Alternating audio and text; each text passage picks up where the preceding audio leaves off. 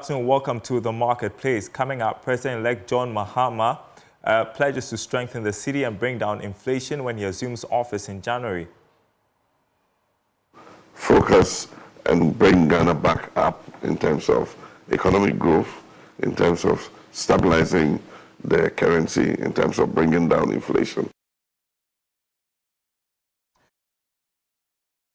And Terkper reveals that the proposed IMF program renegotiation will cover completion date and an avenue to borrow.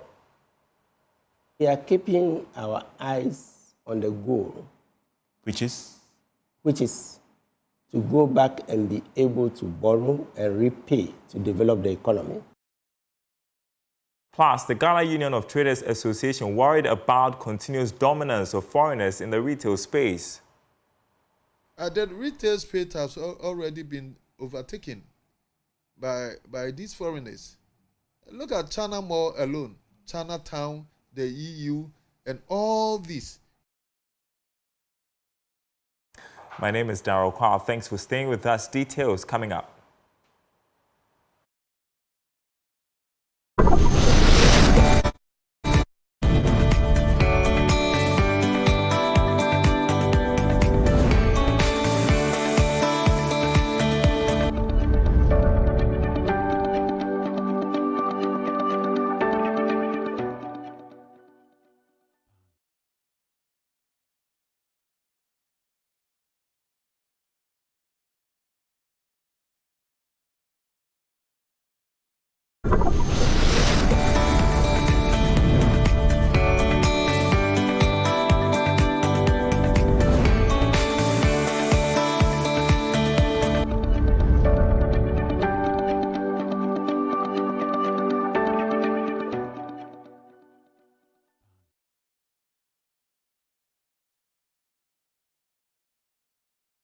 Well, first up, President-elect John Mahama has stressed the need to stabilize the economy, strengthen the city, and bring down inflation.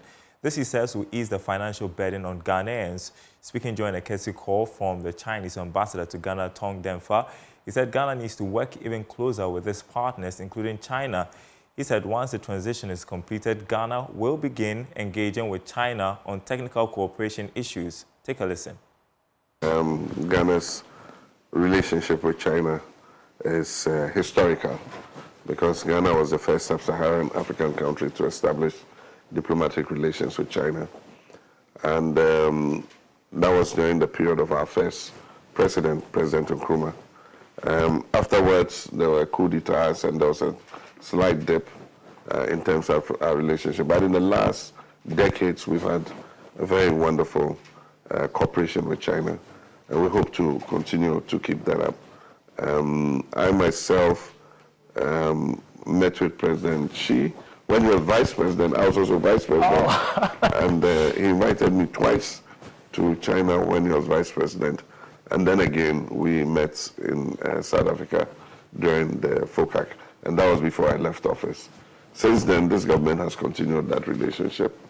We know the cooperation with Sino Hydro on the various projects that were being implemented across the country. Unfortunately, the debt default has affected Ghana's credit rating in terms of our economy. And so we're looking to focus and bring Ghana back up in terms of economic growth, in terms of stabilizing the currency, in terms of bringing down inflation. And this is the time Ghana needs to work even closer with its partners, including China. And so as early as possible, once we get the transition out of the way, it is our hope that we'll be able to constitute a delegation to begin engaging with China on the issues of our technical cooperation and how Ghana can continue to benefit from the FOCAC disbursement and also from the Belt and Road Initiative. Ghana has always upheld the One China policy, and you can inform Mr. President that our new administration continues to believe in the One China policy, and that on all the foreign relations issues that we've worked on, we have had a spirit of consultation, and that will continue to consult so that we can have a common position going forward. That was President-elect John Mahama speaking to the Chinese ambassador to Ghana, Terkper. Meanwhile, former Minister of Finance, Terkper, has revealed that the proposed IMF program renegotiation will cover completion date and an avenue to borrow. President-elect John Mahama has resolved to press ahead with this initiative when he assumes office next year. Mr. Terkper spoke on PM Express Business Edition. We are keeping our eyes on the goal, Which is to go back and be able to borrow and repay to develop the economy. so soon? And excuse me, yes, no, you keep your eyes on the goal. I spoke about goal, and that means for us that the situation where you are almost 100% dependent on 3 months borrowing is not sustainable. Is that what is happening? But that's what's happening, Treasury bill. Okay. We are predominantly dependent on Treasury bill. We have stopped going to the bond market.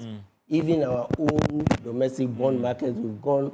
So when we are saying that, we are looking further, we are saying that if you don't give yourself those tougher targets, you may not be able to return to the debt. So in your case, I get the understanding that instead of trying to lengthen the period, maybe you might be front-loading the benchmarks again to ensure that you finish the program even before the 2026 as the fund is looking at ending this program? No, what I'm saying is that a fund program does not constrain you, right, from setting targets which will stabilize the economy better. And so I'm basing my saying that we have to return to the debt market, but going back to and that is because as a developing country, you cannot use only current revenue, to develop your economy. You borrow, but with 3 oil fields, we should put more. I'm just landing. With 3 oil fields, we ought to have put more into the repayment mechanism. We would not have defaulted. Right. So we say yes. So we're saying that, yes, we have tangible examples as I'm giving you to show that if you tighten your belt a little, as we say, you can do it.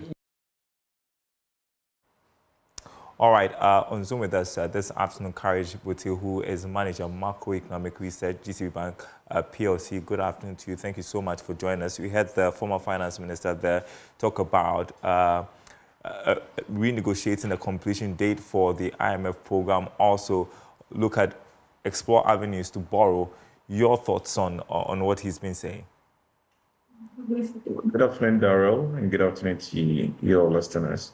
So we know the current program comes with a number of constraints, all of them fitted within the context of what the current government's programs and policies are and what was required to restore their sustainability by a certain predetermined timeline. Currently, we are working towards a timeline of 2028 to restore their sustainability to about 55% of GDP. For a market access economy like ours with the size of our economy and all that. In the IMF estimation, giving certain GDP growth assumptions and giving the scale of savings you are supposed to get from all these other debt restructuring and all that, they set limits on how much you can borrow and the sources of borrowing under the program. So you see, between now and end of program in 2026, government can only depend on the short term, which is the T-bills. And then, of course, if you had to borrow long, it has to be a concessional borrowing from either bilateral or multilateral sources. And that is where we are limited to. So the market is not available to us. What I hear Terkper say is that they want to have a conversation around that to allow access to maybe borrow commercially. At what terms, I'm not sure. And given the current ratings and the view of the market on Ghana, I'm not sure what pricing that will come at.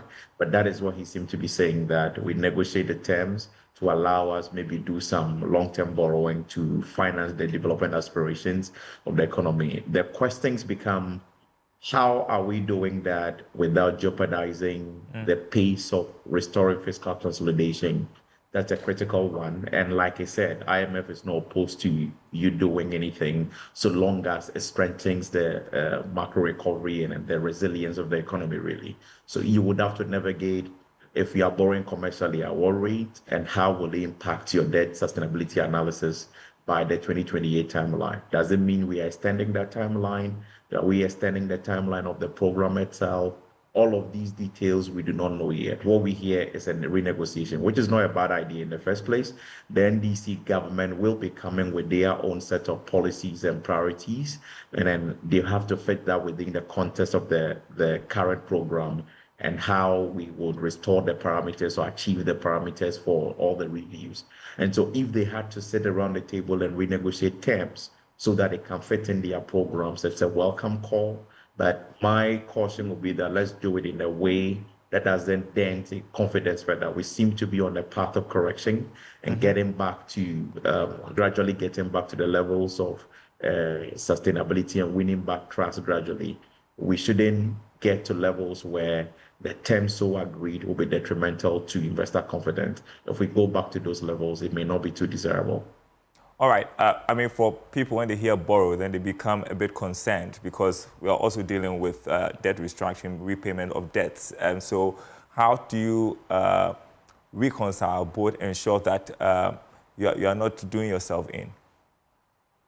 No, you see, the problem is not borrowing. We still borrow anyway. We borrow from the IMF, we borrow from the World Bank, we borrow from the AFDB, but those are concessional.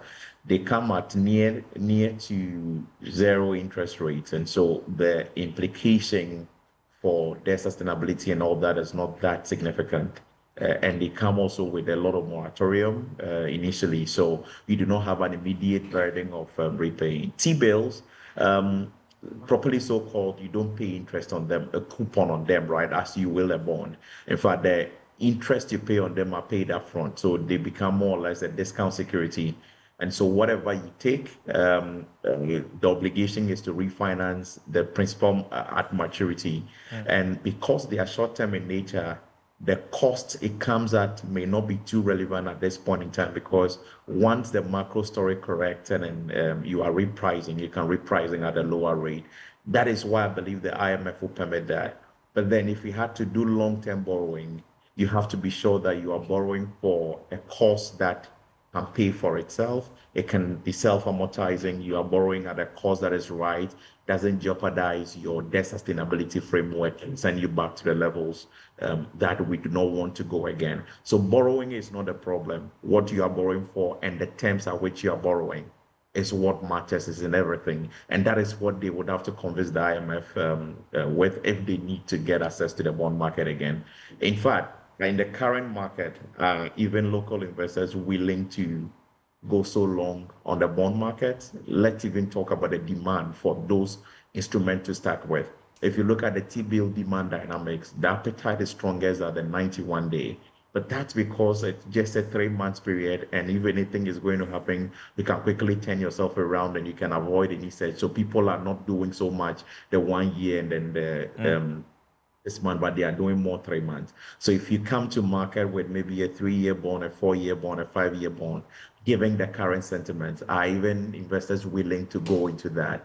Are banks willing to go into that? That is a question we must navigate. If you go to the Eurobond market now at the current levels of credit risk rating and at the current levels of sentiment, when investors just took a bend from Eurobond restructuring, what prices will you get? What tenors will they be willing to come into with? Is really their appetite for even commercial lending at this point in time? Those are questions even Terkper and his team would have to navigate even before advancing that argument. But then if they so find an opportunity to borrow at the right price and at the right terms, and it doesn't jeopardize the debt sustainability framework, I think it's all good. It will support the national development aspirations. Yeah, I'm sure in the coming days we'll learn more. One more thing, we just had the president-elect. He's been talking a lot about an economic reset. He's talked about strengthening the city and bringing down inflation. Where does he start from? Well, it starts with winning back market confidence, because if you look at this year, 2024, not that reserves have recovered to levels that are pre-COVID. No, we are not there. And I think we are quite a distance from there. But then if you see the reserve levels compared to 2023, compared to 2022, things are much stronger this year. We may talk about relative stability this year, but the cedi has lost nearly 5 cedi already to a dollar this year. I don't think that is stability in my view. And a lot of it is sentiment, right? Sentiment around the election, sentiment around will there be around two of debt restructuring, sentiment around will government be able to come good on their payments after they are done restructuring and all that. So we need to carry the market along. Anchor sentiment through the communications, the policies we churn out. The very first budget of this new government should be one that communicates responsibility, not one that goes into the overdrive of achieving political party manifesto promises without really recourse for what impact it will have on the fiscal sustainability. If the first budget resonates with the market and we see some commitment to fiscal consolidation in there, which is the biggest bane, and then we would have been making a first necessary step. And then we need to control public expenditure. If we are spending, it should go into sectors that are most productive. We are out of the elections. I think Ghana will pardon John Mahama government for this first year if they do not do much in terms of infrastructure and the major projects. When we are doing the tax rationalization, there are talks of e-levy, betting tax, and a number of other taxes that are on the board for cutting and all that. When we are doing so, we must do so with recourse to what impact it has on the fiscal framework in total, and then what interventions are we making to plug those revenue gaps? Because 3 expenditure items on the budget alone consume all of our revenues as we speak. And so if there are no provisions to boost revenue, and we go with the cliche of expanding the tax base, but without substance, and we are cutting taxes and all that without providing the alternative to boosting the revenue basket, then investors will be spooked. They would have concerns, and that is where the currency pressures will continue. So the starting point for me, I believe, will be anchoring sentiments on the market. Carry the market along, let them trust what you are doing, and let them see through it that it will bring the needed result in terms of fiscal consolidation and rebalancing the imbalance in the fiscal space. Once that is done, I believe we would have been setting ourselves on a good path to correcting the macros. All right, Kite Wuti, thank you so much for your time. Manager, Macroeconomic Research, GCB Bank PLC. Good to see you. Enjoy your weekend. All right, you're watching The Marketplace. Now, the Ghana Union of Traders Association, GUTA, has expressed worry about the continuous dominance of foreigners in the country's retail space. According to GUTA, these foreign companies have taken advantage of the absence of the retention policy to repatriate their profits, thereby shortchanging the country in foreign earnings. Speaking to Joy Business, President of GUTA, Dr. Joseph Obin, called for a review of the investment laws. The retail space has already been overtaken by these foreigners. Look at China Mall alone, Chinatown, the EU, and all this. They've taken a chunk of our market share. These companies that I mentioned have taken over 40% of our market share. What is left for the indigents? And so it's very important that we also think about this. And this, I believe, the president going touring the nation heard all this from the retailers. And so it's very important that we use the investment law to deal with this problem. I believe that the problem with the exchange rate and all that, the great majority depends on the over dominance of our economy by these foreigners. All the good juicy areas of the economy is being dominated by these foreigners, and we don't have any retention policy to make sure that whatever we get, we retain some. And so we get it, and it all go outside the shores of our country. And that's why we had balance of trade surplus and all that, but it did not reflect into the strength of the city, because the money will go and then we will not get the returns back home. Likewise, these foreigners will come, bring all these goods and just change their profits into a foreign exchange and then repatriate all of them, so that That was President of the Ghana Union of Traders Association, Dr. Joseph Obinda. You're watching The Marketplace. We are taking a short break. We will be right back.